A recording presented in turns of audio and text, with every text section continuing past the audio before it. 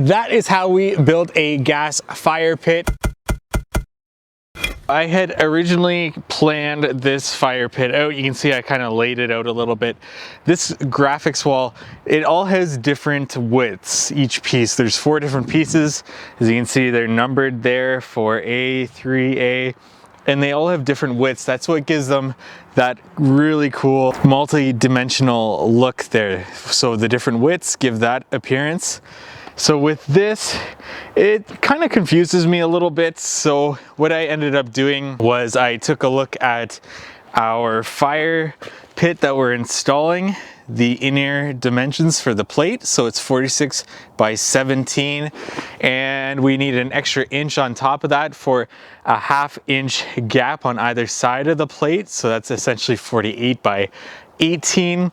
And then I just added in 10 inches for this number 2 piece on each side. So that's 10, 20 and 10, 20 on either side, as well as we're going to be lining this with these squadra pieces once again. And these are 6.5 with 2 of them put together. That's 3 1/4 and 3 1/4. So we're going to do 2 along the edges. So essentially I just added the plate kit, 10 inches on either side for the wall, as well as 6.5 on either side for the squadra, and went ahead and double checked my measurements. So now I'm going to cut this in so that this fire pit can be sunken in. So it's on top of our synthetic base, and because our patio is actually sloped away from the house as well as away from the pool, we are actually going to have to use concrete sand underneath this to get this initial layer leveled.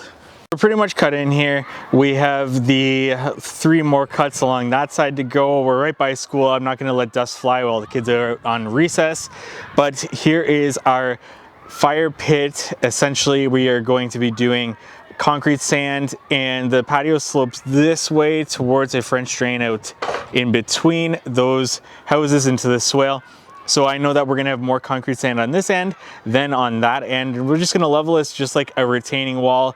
Essentially, that's how we work with this. We will lay the squadra in first and then lay our concrete sand. Squadra is gonna follow the slope of the actual patio. Now with this, you can see we got our gas line, and this is 11 inches from the Gator Base to the top there. You wanna make sure you have enough clearance there for the actual burner.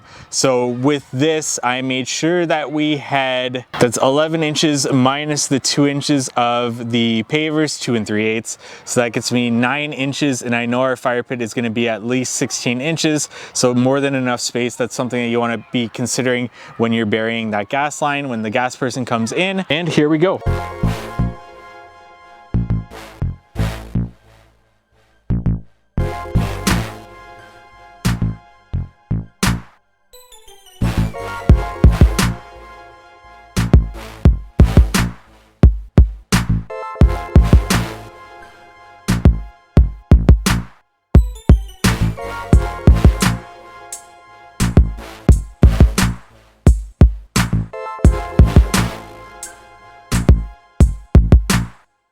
The border's in, so now we're just going ahead and leveling each of these blocks, just that one layer from side to side and block to block.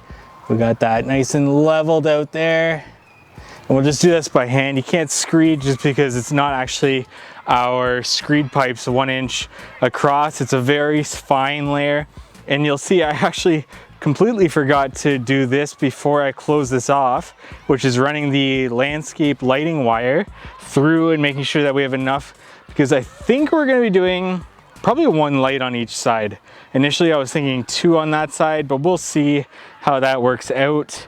So lighting wire, what I just do is I just cut a groove, or actually the tongue of these synthetic base panels off, and just run that wire through all the way under for that. So nice and easy, fits perfectly, and you'll never even notice it's there.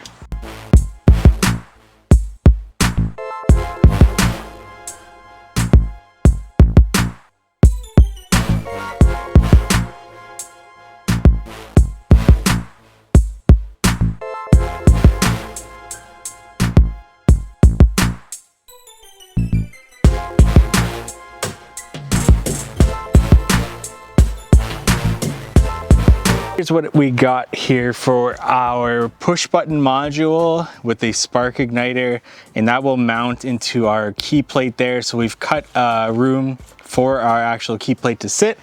This is actually a bridging gap, so this we'll lay a block right on top of this. It'll bridge over that, so that'll work nice. It goes with the wall with the black, which is great.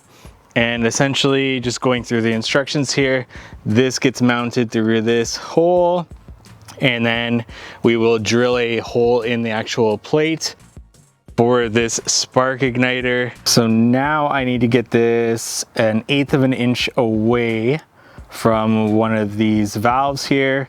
So I will make a mark here, drill through it, and then disconnect this with the screws and just fasten it. Our push button is in. We've got that drilled into the plate there. So we're gonna set that up once we get the brackets mounted, and we've got our key valve ready to go. Now you'll see that we've got a dress face. All our caps are cut in now. So we've got a dressed face and an undressed face, which is our cut. So we will be dressing this now. What we'll be doing is putting a carbide tip chisel on the edge at a slight angle and hammering downwards to get half of it chipped off, and then the other half flipping the piece over and doing that.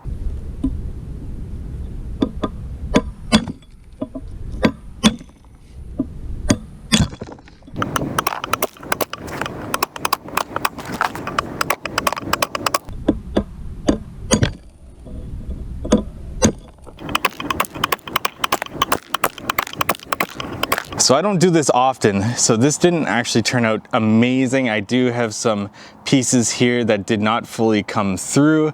My hammer is supposed to be a 5-pound hammer for this, but I don't have that on me right now. I can't find it.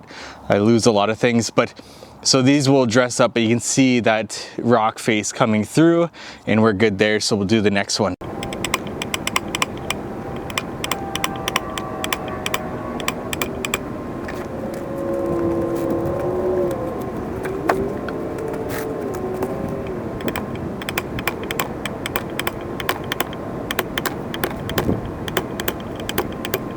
Here is our fire pit. So the burner is a 46-inch by 17-inch, and then if we add the 12-inch caps at either end, we have a just about 6 feet by about 3 and 6 inches, something like that.